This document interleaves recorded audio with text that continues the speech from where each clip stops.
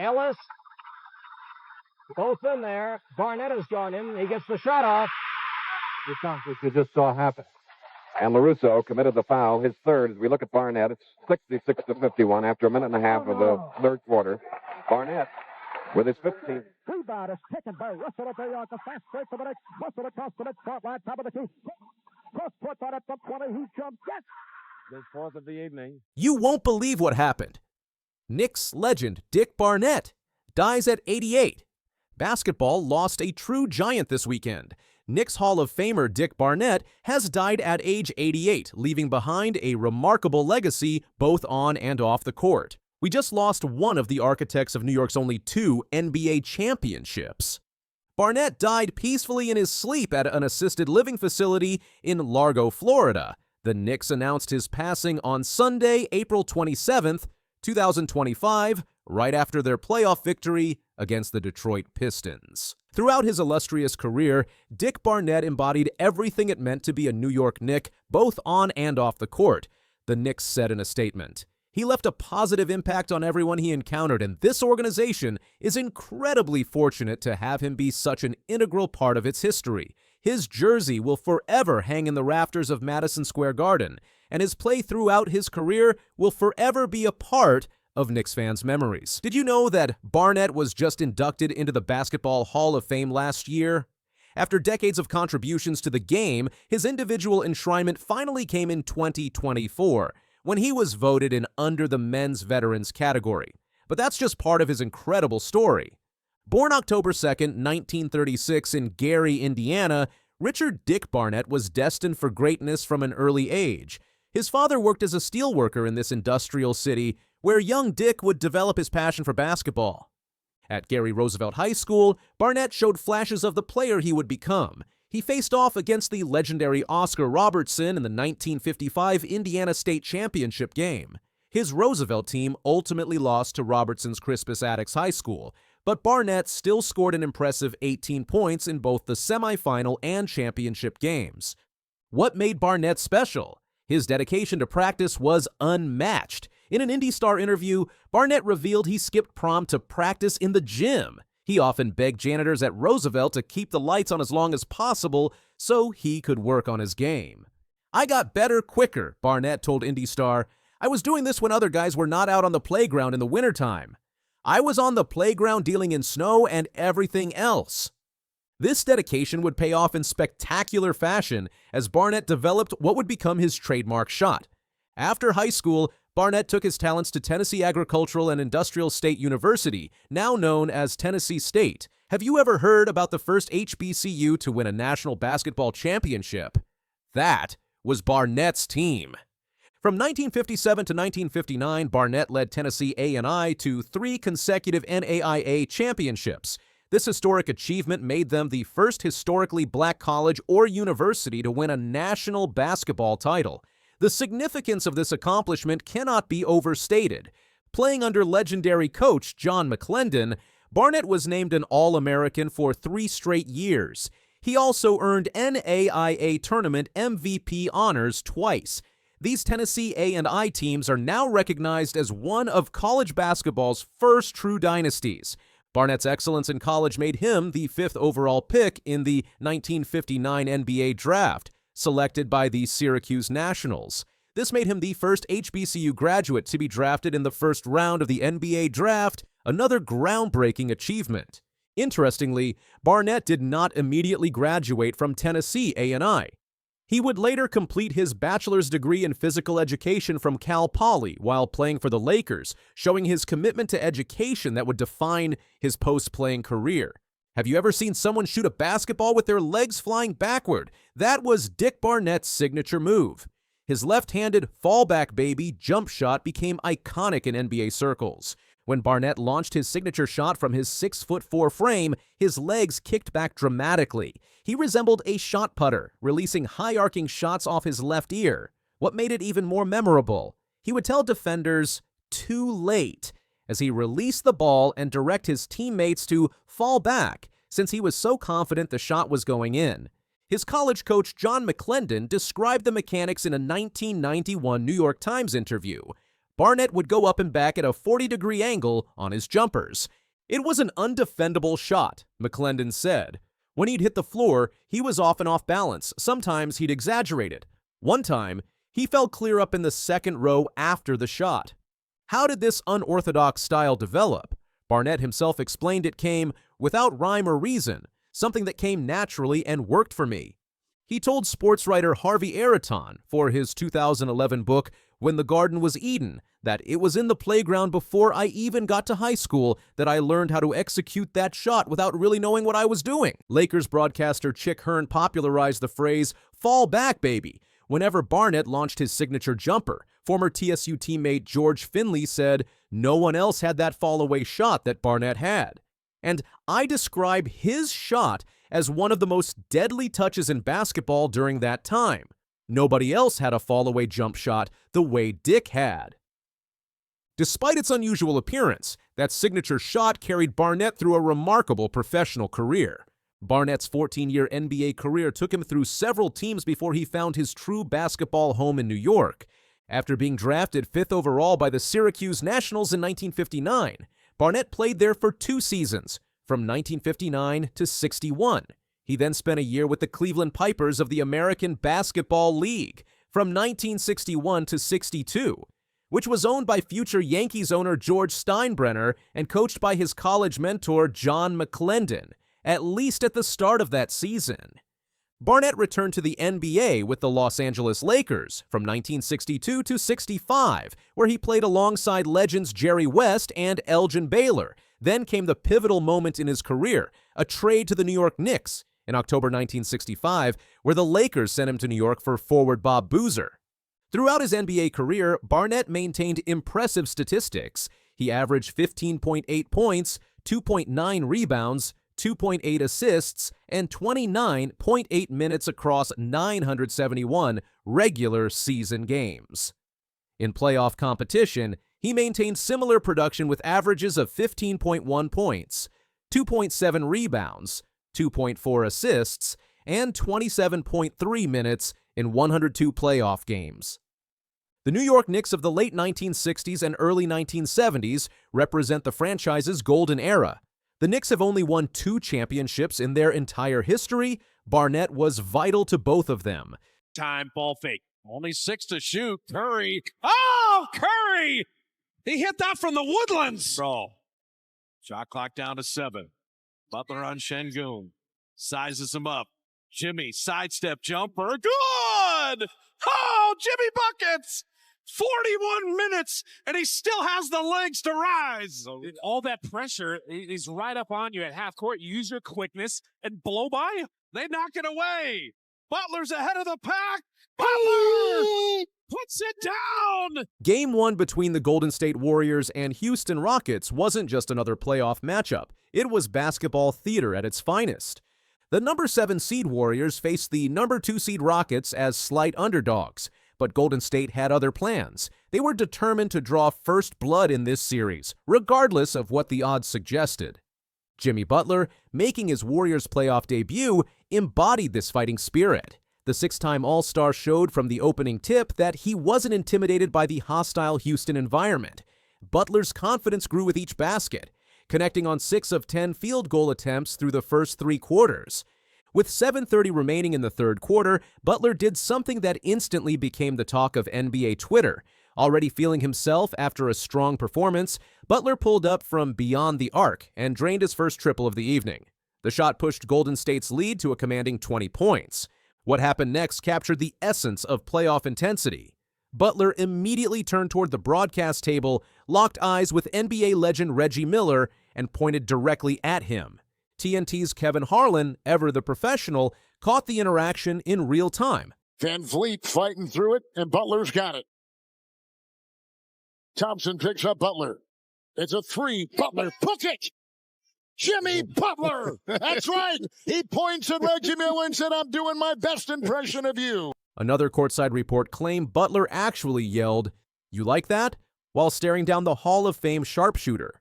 This wasn't just a random gesture. Butler, who isn't known as a 3-point specialist, chose his moment perfectly to pay homage to one of the greatest shooters in NBA history. Miller, now 59 years old, could only watch as Butler channeled his energy from the broadcast desk. The significance wasn't lost on anyone. Butler's three extended the Warriors' lead to 20 points, forcing Rockets coach Ime Udoka to call a timeout. It marked Butler's 18th point of the game. The interaction between Butler and Miller came during a game that featured dramatic momentum swings. Golden State built a substantial lead, going up by as many as 23 points at one stage. However, Houston refused to go quietly. The Rockets mounted a spirited comeback, finishing the third quarter on a 17-3 run to cut the Warriors' lead to just 9 points heading into the final frame. The score stood at 69-60 as the fourth quarter began, setting up what promised to be a tense finish. Golden State ultimately secured a 95-85 victory, successfully stealing home court advantage. Butler finished with an impressive stat line: 25 points on 10 of 19 shooting, 7 rebounds, 6 assists, and 5 steals. His two-way performance proved crucial in the Warriors' road win. Stephen Curry led all scorers with 31 points on efficient 12 of 19 shooting, including 5 three-pointers. The duo combined for 56 points, showcasing the potential of Golden State's revamped roster. To understand why Butler's gesture toward Miller resonated so deeply, you need to know the background between these two competitive spirits. Butler and Miller have shared a unique relationship over the years. It's a complex dynamic built on respect, occasional criticism, and mutual competitive fire. Miller, now in his role as a TNT analyst, has had plenty to say about Butler's game throughout the latter's career. In 2023, Miller delivered one of his most emphatic endorsements of Butler. Following a 56-point playoff performance with the Miami Heat, Miller called it the greatest playoff performance by any Heat player ever. This wasn't faint praise. Miller ranked Butler's game above legendary performances from Dwyane Wade and LeBron James. Miller has also defended Butler during controversial moments. When Butler attempted a contested game-winning three in the 2022 Conference Finals and missed, drawing criticism from many corners, Miller stood firmly in Butler's corner. "You go for the kill shot when you have the moment," Miller said, defending Butler's aggressive mentality. But their relationship hasn't always been harmonious. In 2020, when Butler received a flagrant foul for crowding Chris Middleton's landing space, Miller voiced his frustration. Though Miller directed most of his criticism at the rule rather than Butler personally, the tension was evident. This back and forth over the years created the perfect backdrop for Butler's pointed gesture on Sunday night. Butler's integration with the Warriors represents one of the season's most significant midseason acquisitions. The February 6th trade deadline deal that brought Butler to Golden State provided the jolt that Curry and the Warriors needed. In just a short time, Butler has embraced his role alongside Curry, whom he's taken to calling Batman.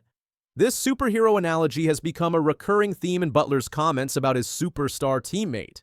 Following Sunday's victory, Butler elaborated on this dynamic in a courtside interview with TNT's Allie LaForce. Compete and try to steal one on the road. There was one three-point shot that Stephen made. He was like floating off in motion, and we panned over to a shot of you, and you're just shaking your head. I mean, the man continues to amaze, doesn't he? He does. Like I always say, Batman comes out of nowhere. You never see him coming, then he just falls from the sky, from a building, behind a door, and does some incredible things, man. He's going to be the reason that we do win it all. We all know that, but we got to protect him at all costs. Congrats on the first road win. Thanks, Jimmy. Butler's willingness to embrace the Robin role alongside Curry's Batman speaks volumes about his championship mindset. For a player who has often been the first option, this adjustment demonstrates Butler's commitment to winning at the highest level. The six-time All-Star clearly understands that while he'll play a significant role in any potential playoff success, Golden State will ultimately go as far as Curry carries them. If Butler's gesture toward Miller was the third-quarter highlight, Curry made sure to give Miller something else to react to in the fourth. With the Rockets having cut the lead down to just 3 points late in the game, Curry delivered one of his signature momentum-shifting shots. He hit an incredible step-back three-pointer over Rockets forward Amen Thompson, considered Houston's best defensive option against Curry, to beat the shot clock. Miller's reaction from the broadcast booth captured the moment perfectly. "No way," Miller said. "I mean, that's twice with the shot clock running down." The Hall of Famer could only watch in awe as Curry continued to defy conventional basketball wisdom with his shot-making ability. Curry's three-pointer helped restore the Warriors' breathing room in a game that had suddenly become too close for comfort. The Warriors' defensive performance stood out, particularly their ability to force turnovers. Golden State recorded 14 team steals and converted Houston's 17 turnovers into 25 points. This defensive disruption proved crucial in overcoming Houston's advantage on the glass. Rockets center Alperen Sengun posted 26 points and 9 rebounds, but committed 5 costly turnovers. Houston's backcourt struggled mightily, with Jalen Green and Fred VanVleet shooting a combined 7 for 34 from the field. The game flow featured several key runs. Houston started strong behind Sengun, who had 8 points and 6 rebounds in the first quarter. The Rockets led 19-12 when Tari Eason converted a steal into a fast-break dunk with 3:20 left in the opening period.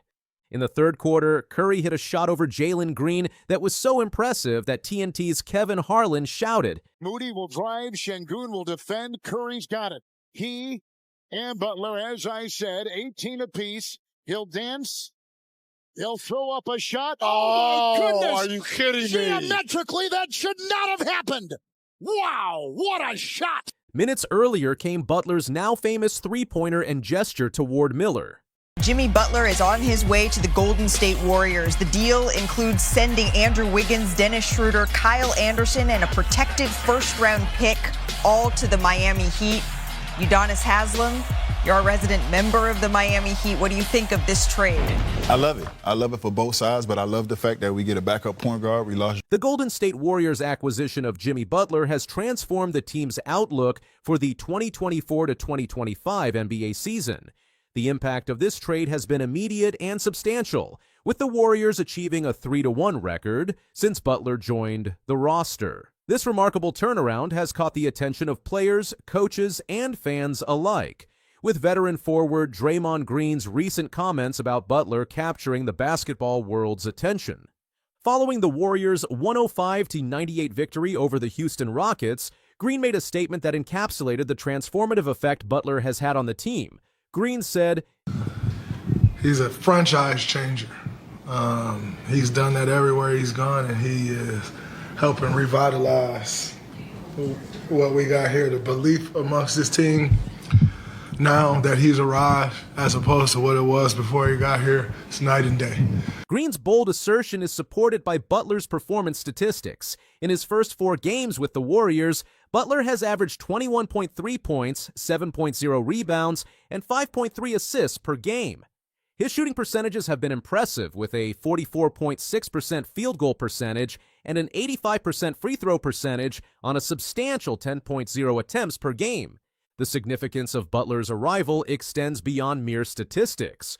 Warriors head coach Steve Kerr has praised Butler's ability to close out games, a skill the team has desperately needed to complement Stephen Curry's offensive prowess. Kerr elaborated on Butler's impact, stating, Jimmy, he's a real deal. I mean, just a complete basketball player, methodical, under control all the time, plays at his own pace, never turns it over, sees the game, and then can get to the line frequently. The Warriors' victory over the Rockets exemplified Butler's game-changing abilities. With the Warriors clinging to a 4-point lead late in the fourth quarter, Butler's return to the game at the 4 minutes 42 seconds mark sparked a crucial 9-2 run. This sequence, during which Butler contributed 4 points, effectively sealed the win for Golden State. Butler's final stat line for the game was impressive. 19 points, 8 rebounds, and 4 assists in 35 minutes of play. He shot 6 of 15 from the field and 1 of 4 from three-point range. His plus-minus of +10 was tied for the team lead with Moses Moody, highlighting his overall positive impact on the game. Green's praise for Butler extends beyond his on-court performance. The 4-time NBA champion has been particularly impressed with Butler's leadership and communication skills. It's great. Where's your chemistry level with him? Because it looks like you guys are developing that chemistry? It's getting there. It takes a while, but Jimmy over communicates, which is great. He doesn't leave anything in the gray area. He come like, hey, so what was I supposed to do there? What did you want me to do there? This emphasis on communication has been a hallmark of Butler's integration into the Warriors system. Green recounted instances where Butler actively sought clarification on plays and responsibilities, demonstrating a commitment to seamless integration with his new teammates. Green explained,